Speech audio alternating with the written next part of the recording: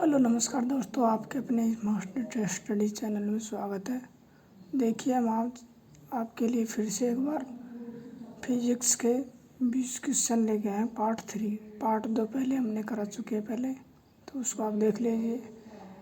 जो SSC CGL CHSL railway के अंदर अक्सर पूछे जाने वाले प्रश्न अति महत्वपूर्ण। तो देखिए पहला प्रश्न, भूमध्य रेखा से गर्म हवाओं का ऊपर उठना ऊष्मा संचरण की किस विधि से संबंधित है? तो भूमध्य रेखाओं से गर्म हवाओं का ऊपर उठना ऊष्मा की संवहन विधि से संबंधित है। दूसरा, वह निकाय जिसमें केवल ऊर्जा का आदान प्रदान हो लेकिन द्रव का नहीं, तो वो कहलाता है बंद निकाय। ठीक है। नेक्स्ट देखिए, मानव शरीर का फ़ारेनहाइट से तापमान कितना होगा? फ़ारेनहाइट में तापमान कितना होगा? तो फ़ारेनहाइट में 98.6 डिग्री फ़ारेनहाइट होगा। ठीक है। नेक्स्ट देखिए, ऊष्मा के स्थानांतरण की दर किस विधि में अधिकतम होती है? तो ये विकिरण विधि में होती है। ठीक है। बंद कमरे में ऊष्मा का स्थानांतरण किस विधि में होता है? तो ये संवहन विधि में होता है। नेक्स्ट प्रश्न, सेल्सियस और फ़ारेनहाइट थर्मामीटर एवं एक सामान्य पाठ्यक्रम दर्शाएंगा तो सेल्सियस और फ़ारेनहाइट थर्मामीटर में एक समान -40 डिग्री सेल्सियस दर्शाएगा। ठीक है।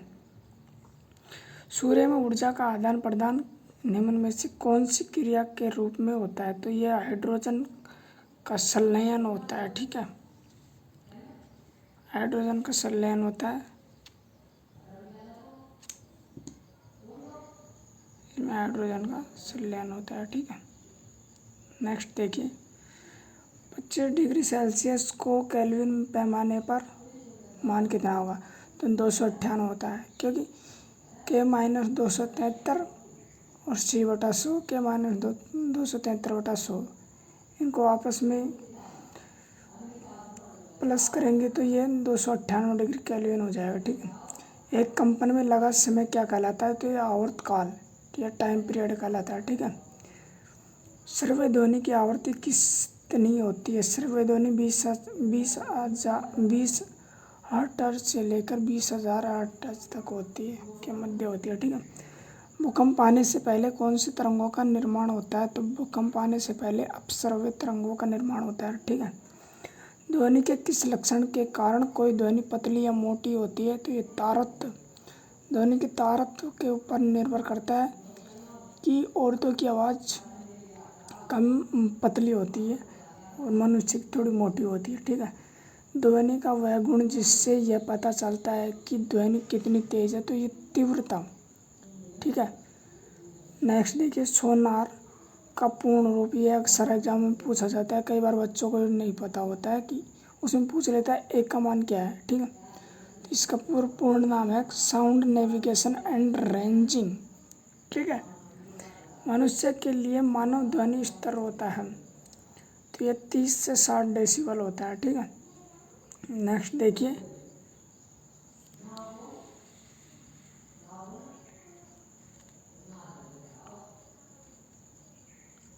सीटी स्कैन में किस किरण का उपयोग होता है? तो ये एक्स किरणों का उपयोग होता है। ठीक है। एक आवर्तकाल में तरंग द्वारा तय की गई दूरी क्या कहलाती है? तरंगदैर्घ्य। ठीक है।